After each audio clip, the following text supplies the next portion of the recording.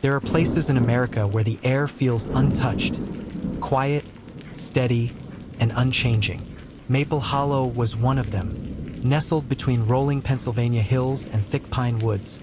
It was a town that still locked its doors at night more out of habit than fear. Neighbors greeted one another by name. Teenagers still gathered at the old diner on Friday nights. It was the kind of place where time seemed to slow down, where everyone knew everyone, or at least thought they did. But on an early October morning in 2019, that illusion shattered. It began quietly, almost too quietly. The staff at Maple Hollow Family Clinic arrived at work as usual. The waiting room filled with the soft buzz of conversation. Mothers with sick children, retirees waiting for prescriptions, a few regulars stopping by to chat. But there was one thing missing: Dr. Samuel Hartman. By 8:30 a.m., his nurse, Ellen Pierce, noticed something strange. The doctor's office light was still off. His coffee mug, the one he always left overnight for her to refill each morning, sat untouched. She called his cell phone. No answer. By 9 a.m., she tried again. Still nothing. At first, no one panicked. Maybe he overslept. Maybe car trouble. But as the hours passed, unease crept in.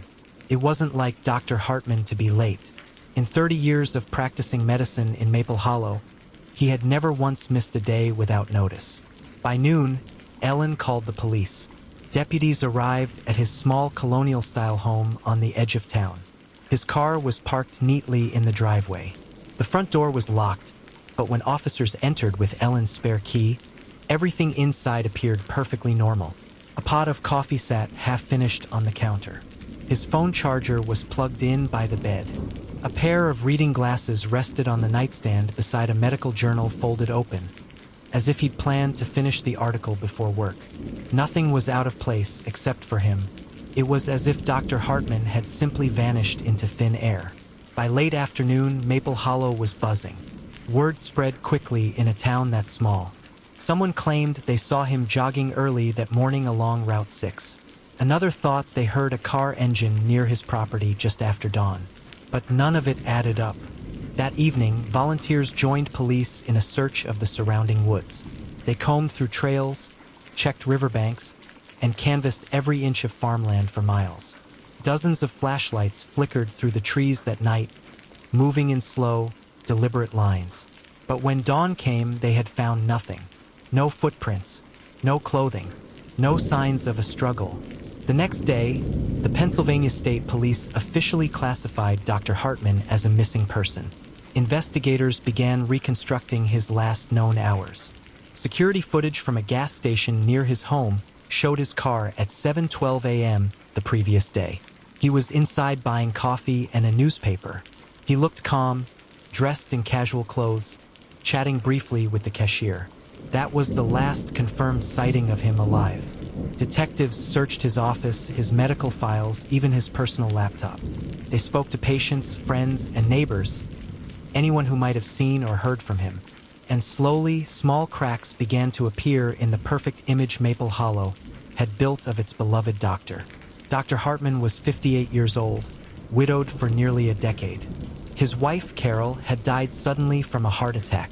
Since then, he'd thrown himself into his work. People admired his dedication, his kindness, but not everyone knew that. In recent months, he had begun withdrawing from social events, skipping community gatherings he once never missed. Some patients mentioned he looked tired, distracted, even haunted. One neighbor told police that a few weeks before his disappearance, she heard raised voices coming from his house late at night. A woman's voice, sharp and angry.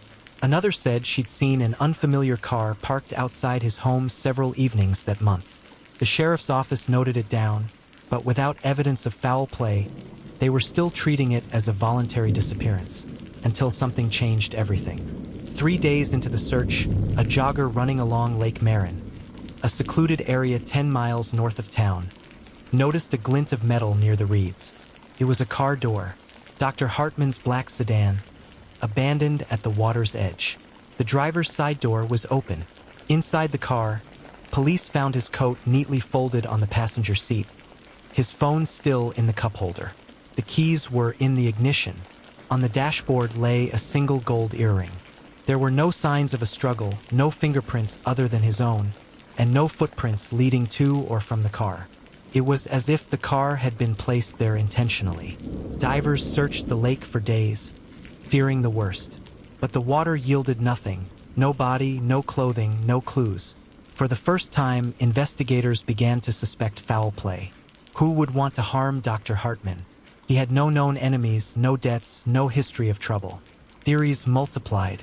Maybe a disgruntled patient. Maybe an accident he'd tried to cover up. Or maybe something far more personal. When the gold earring was analyzed, it provided their first real lead. It didn't belong to Dr. Hartman, and it didn't match anything from his late wife's possessions. Investigators began cross-referencing it with recent visitors to his home. That's when one name surfaced: Laura McKinney, a 32-year-old local artist who had been seen with him several times in recent months. Neighbors described her as quiet, creative, a bit of a recluse. She ran a small art studio on the outskirts of town. When police approached her for questioning, she appeared nervous but cooperative. She said she'd known Dr. Hartman through a local charity auction. He'd bought one of her paintings. She claimed they were acquaintances, nothing more. But investigators weren't convinced. A review of Dr. Hartman's phone records revealed several late-night calls and text messages exchanged with her over the past 6 months. Many were deleted, but a few fragments remained. Phrases like, "I can't keep doing this," and "we need to talk before it's too late." That was enough to warrant a deeper look. Detectives obtained a search warrant for Laura McKinney's home. Inside, they found several of her paintings, unfinished sketches, and, tucked away in a small jewelry box, the matching earring to the one found in Dr. Hartman's car. Laura broke down when confronted. She admitted to having a romantic relationship with Dr. Hartman, one they had kept secret from the town. He had helped her through financial troubles, even paid for some of her art supplies. But lately, she said, he had become distant and afraid. He told her he was being pressured by someone, though he never said who. Police pressed further, but Laura insisted she had nothing to do with his disappearance. She claimed the last time she saw him was 2 nights before he vanished. He had come to her studio, tense and agitated. He told her he needed to set things right. That was the last time they spoke. Her story raised more questions than it answered. If Hartman was being threatened, who was behind it? And what did he mean by setting things right? While investigators combed through his medical records, they stumbled upon something odd. A handful of prescription forms from his clinic were missing, not filed in the usual patient logs. Each was for high-dosage opioid medications. The names on them didn't match any known patients. Further digging revealed that those prescriptions had been filled by his clinic's pharmacy technician, Ellen Pierce. At first, it seemed like a clerical error, but when detectives traced the filled prescriptions, they found they had been cashed by individuals linked to known drug distributors in nearby towns. It was a discovery that shifted the investigation entirely. Dr. Hartman wasn't just a missing person anymore. He was the center of a criminal web, one that suggested someone had plenty of reason to silence him. As word spread about the illegal prescriptions, Maple Hollow's image began to crack. People who once saw Dr. Hartman as their moral anchor now whispered about corruption, addiction, and betrayal. The police turned their focus to Ellen Pierce. She had worked with him for over 20 years, loyal to a fault. When questioned, she appeared calm, but her story didn't hold up under scrutiny. Her financial records showed several recent large cash deposits, totaling nearly $25,000. When asked where the money came from, she claimed it was from an inheritance. But when investigators checked, no such inheritance existed. They obtained a warrant to search her home. Hidden inside a locked filing cabinet were several blank prescription pads, the kind only Dr. Hartman could authorize. The discovery painted a chilling picture. The town's trusted physician and his nurse had been forging prescriptions for profit. The motive seemed clear now. If Dr. Hartman wanted to come clean, someone else had everything to lose. Yet still, there was no body, no proof of what had actually happened to him.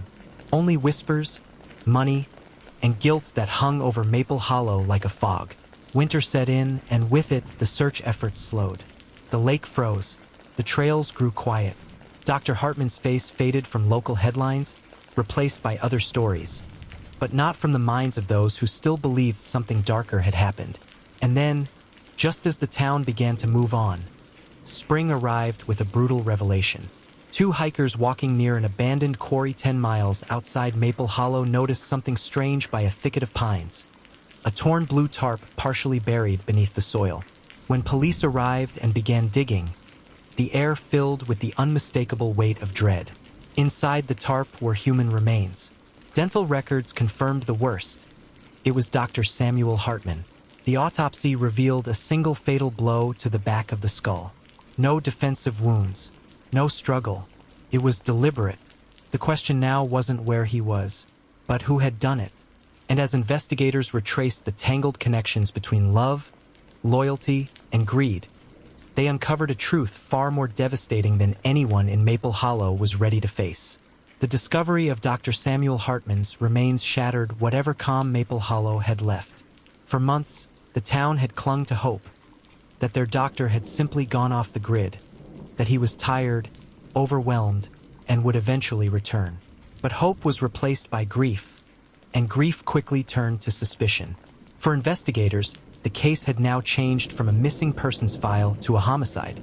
The small-town tragedy had become a full-scale criminal investigation, and the web of deceit surrounding Dr. Hartman began to stretch wider with every piece of evidence uncovered. The coroner's report painted a brutal but clear picture. A single, precise blow to the back of the skull with a heavy object. Quick, calculated, and fatal. There were no signs of hesitation, no defensive wounds. Whoever killed him had either caught him off guard or someone he trusted deeply. Detectives revisited everyone in Dr. Hartman's life. Colleagues, friends, and especially the two women whose names now dominated the case file. Ellen Pierce, his longtime nurse, and Laura McKinney, his secret lover. Both had motive, both had lied, and both, it seemed, had something to lose. The timeline was the key. Phone records revealed that on the night before Dr. Hartman vanished, he had received 2 calls, one from Ellen at 8:42 p.m., lasting nearly 10 minutes, and another from Laura at 9:27 p.m., lasting only 3. Those were the last phone calls he ever made. When confronted again, Ellen insisted their call had been about work. She claimed he had been upset about clinic finances, and they discussed scheduling and paperwork. But detectives noticed inconsistencies. Her voice trembled, and her tone shifted whenever they mentioned the illegal prescriptions. Then came the financial trail. Investigators traced several cash deposits made into Ellen's bank account over the past year, totaling more than $25,000. They were all spaced just far enough apart to avoid triggering automatic reporting flags. The origin of the money couldn't be verified. But in Dr. Hartman's study, the one-room police hadn't fully dismantled before. Investigators found something hidden. Behind a row of medical journals on the top shelf of his bookcase was a small panel, slightly misaligned. When removed, it revealed a safe. Inside was a wad of cash, the same amount found in Ellen's deposits, a small unregistered handgun, and several blank prescription pads. The evidence told a damning story. The doctor had been complicit in an illegal drug operation, and Ellen had been his partner. But something didn't fit. The autopsy had found no traces of drugs or alcohol in Dr. Hartman's system. His computer searches in the days before his disappearance showed he'd been looking up federal reporting laws, specifically how to confess to medical misconduct without facing criminal prosecution. It seemed clear he wanted out. So who stopped him? Investigators began reconstructing his final night. Cell tower data placed Dr. Hartman's phone near his home at 8:40 p.m. when Ellen called him. 30 minutes later, his phone pinged again, this time from a tower along Old Quarry Road, the same direction where his body would later be found. That put him in the area long before the morning jogger discovered his car at Lake Marin. But there was one more piece to the puzzle. A security camera mounted outside a local hardware store captured a blurry figure around 9:15 p.m. A car resembling Dr. Hartman's sedan passing by, followed less than 2 minutes later by another vehicle. A silver SUV registered to Laura McKinney. It was the first tangible link between Laura and the night of his death. When confronted with this evidence, Laura broke her calm composure. She admitted she had followed Dr. Hartman that night, but insisted it wasn't out of malice. She said he had called her earlier, saying he was going to fix everything, and she wanted to make sure he was safe. But police were skeptical. The GPS from her car told a different story. It placed her in the vicinity of the abandoned quarry for nearly 40 minutes. Forensic teams examined Laura's SUV. In the trunk, beneath a layer of carpeting, they found small, dark stains. Chemical tests revealed them to be blood. DNA confirmed it matched Dr. Hartman. At that point, the case turned from speculation to certainty. When detectives showed her the results, Laura sat in silence. Then she told them a story that even seasoned investigators found haunting. She said Dr. Hartman had been increasingly paranoid. He believed someone was watching him, that Ellen, or others connected to the prescription scheme, were threatening to expose him if he didn't keep writing scripts. He wanted to end it all, to confess, but he feared retaliation. Laura claimed he had driven to meet Ellen that night to confront her, and afterward, he had called Laura, distraught. She followed him, she said, to make sure he didn't hurt himself. But when she found him near the quarry, they argued. He told her it was over, both the relationship and the secret life he had been living. He said he was done hiding. Laura said she lost control. That phrase stuck in the detectives' minds because it was vague enough to conceal the truth. She didn't deny the killing, but she wrapped it in emotion, in regret. She said she never planned it, never wanted it, but that in a moment of rage, she struck him. Then panic took over. She wrapped the body in a tarp she found in his car and left him in the quarry. The next morning, she drove his car to Lake Marin, left her earring behind, and walked home. Every detail matched the evidence. Yet even as she confessed, something still didn't sit right with investigators. The murder weapon was never found, and the tarp, the one wrapped around his body, was traced back to a specific hardware store in town. Security footage showed a woman buying it 2 days before the disappearance. It wasn't Laura. It was Ellen Pierce. The discovery complicated everything. When police confronted Ellen again, she denied buying the tarp. She said she'd never been to that store, but the footage was clear. It was her. The timestamp was precise. When pressed, Ellen finally cracked. She admitted she and Dr. Hartman had been running the scheme together for nearly 2 years. It began innocently, a few forged prescriptions for patients who couldn't afford medicine, but it quickly escalated into a full-scale operation. People were buying the pills on the street. She claimed Dr. Hartman wanted to come clean, to report everything, but she panicked. She feared losing her license, her home, her reputation. When she confronted him, she begged him not to expose her. He promised to handle it himself, to protect her, but she didn't believe him. That night, she went to his house. She said he wasn't there, but she noticed another car, Laura's. She waited outside for half an hour, then drove home. Ellen insisted she never saw Dr. Hartman again, but her inconsistencies kept piling up. Investigators found text messages deleted from her phone, but partially recovered from backups, in which she warned Dr. Hartman to be careful and not do anything stupid. It was enough to suggest she might have known more, perhaps even orchestrated what followed. Prosecutors debated how to move forward. Laura had confessed, but Ellen's involvement could not be ignored. The public, meanwhile, watched the story unfold with morbid fascination. The once perfect image of Maple Hollow was gone. People whispered in grocery stores, pointed fingers, and avoided the clinic altogether. For the first time, the town felt unsafe. Not because of an outsider, but because of what had festered inside it all along. When the case finally went to trial, the courtroom was packed. Reporters from across the state filled the benches. The story of a small-town doctor, his nurse, and his secret lover, entangled in crime and betrayal, was irresistible to the public. Laura's defense painted her as a woman driven by desperation, manipulated by a man who had promised her love but delivered only lies. The prosecution saw it differently. They portrayed her as a jealous accomplice who couldn't bear rejection. Ellen Pierce was called to testify. Her presence was chilling. Calm, composed, and almost detached, she admitted to her role in the illegal prescription ring.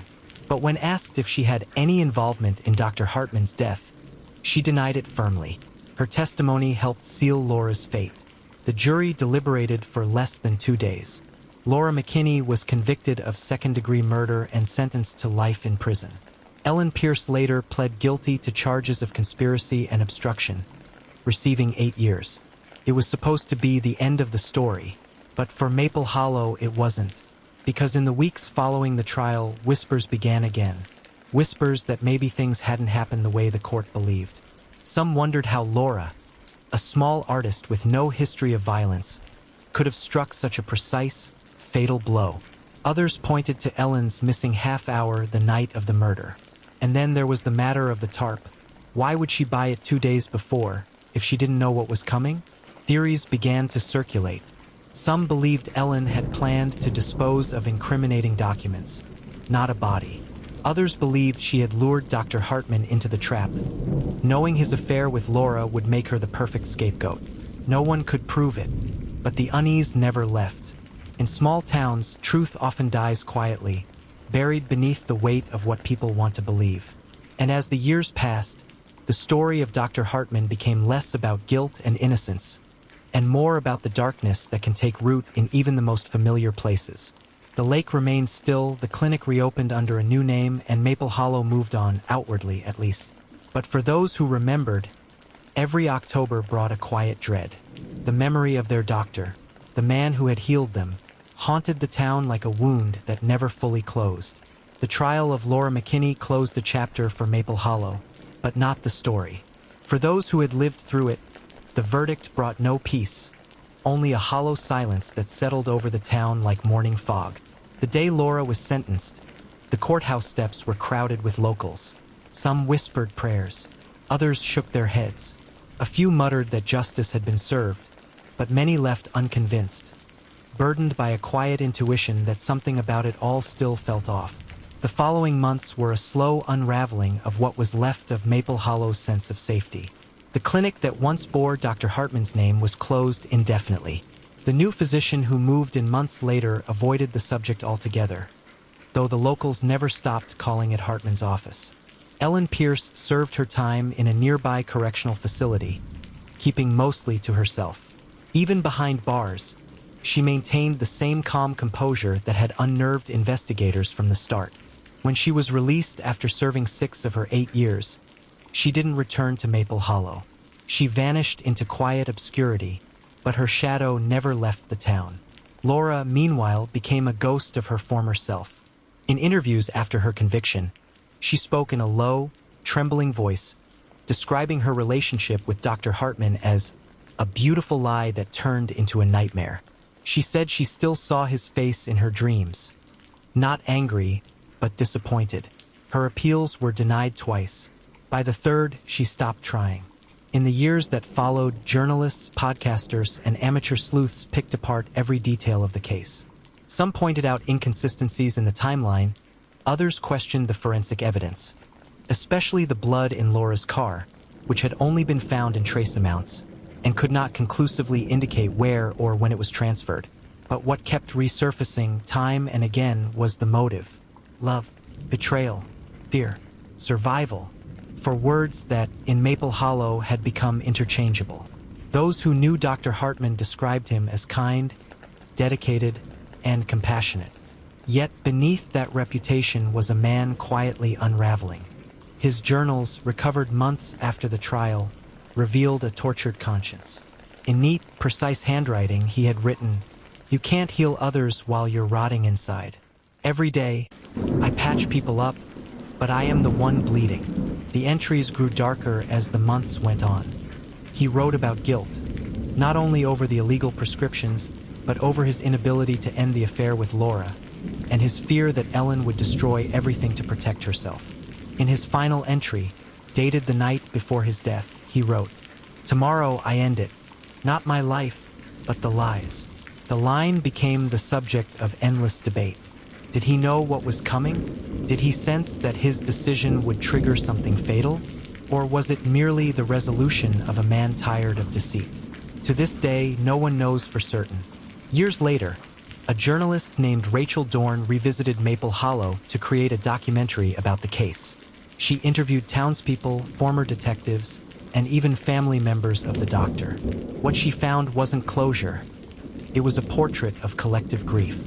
Rachel described the town as a place still living with a ghost, not because of what was proven, but because of what remained unsaid. One of the most revealing interviews came from Detective Mark Ellery, the lead investigator who had since retired. He admitted that even he had doubts about the case's resolution. Laura confessed, yes, but people confess for all kinds of reasons. Guilt, fear, love. Sometimes they're protecting someone. Sometimes they're trying to punish themselves. The evidence fit, but it fit too neatly. I've learned that real crimes are rarely neat. Ellery revealed that a few pieces of evidence had never been released to the public. Notably, a second set of fingerprints found on the safe in Dr. Hartman's study. They weren't Ellen's or Laura's. They belonged to an unknown male. The prints were partial and too smudged for identification. But their existence hinted at something larger, perhaps a third player in the drug operation, or someone else entirely. Whatever the truth, it was buried with Dr. Hartman. In Maple Hollow, time marched on. The town rebuilt itself. New businesses opened, children grew up, and the lake, once the site of grim discovery, became a quiet place again. But for those who had been there, every creak of the clinic's wooden floors, every gust of autumn wind off the quarry, carried a reminder. The story became folklore, retold in whispers, half-truths, and cautionary tones. Teenagers dared each other to walk near the quarry after dark. Parents used the tale as a warning about secrets, about trust, about how quickly good people can lose themselves. Yet beneath all the retellings, one truth lingered. Maple Hollow had been forced to confront the darkness that can hide behind respectability. Dr. Hartman wasn't evil, nor was Laura nor Ellen in the simplest sense. Each was trapped by choices, by guilt, by love that turned into fear. Their lives intersected in tragedy, and the result was something the town would never forget. In her documentary, Rachel Dorn ended with a line that summed up the case more perfectly than any court verdict ever could. Evil doesn't always arrive wearing a stranger's face. Sometimes, it smiles at you in the morning, heals your wounds, and remembers your children's names. That quote struck a chord with audiences everywhere. The documentary became a quiet success, not because it solved anything, but because it captured what true crime often reveals. That the scariest stories aren't about monsters lurking in the shadows. They're about the people we think we know best. Today, if you drive through Maple Hollow, you'd never guess it was once the epicenter of such darkness. The streets are clean, the homes well kept, and the small cafe near the square still serves coffee with the same warm familiarity. But the locals remember. They always do. The story of Dr. Samuel Hartman has become a mosaic of memory, pieces of truth, guilt, and unanswered questions forming an imperfect whole. And that's what makes it endure. Because in the end, Maple Hollow wasn't just the setting of a murder. It was the mirror that reflected what happens when trust erodes, when secrets fester, and when good people cross the line they swore they never would. As the final credits of Rachel's documentary rolled, her narration lingered over the still image of the lake at dawn. Mist rising from the water, sunlight breaking through. He was the doctor who healed a town. But in the end, it was the town that could never heal from him. And with that, the story of the doctor who vanished faded into legend. A haunting chapter in the quiet heart of a place that learned the hard way that no one, not even the most trusted among us, is ever truly what they seem.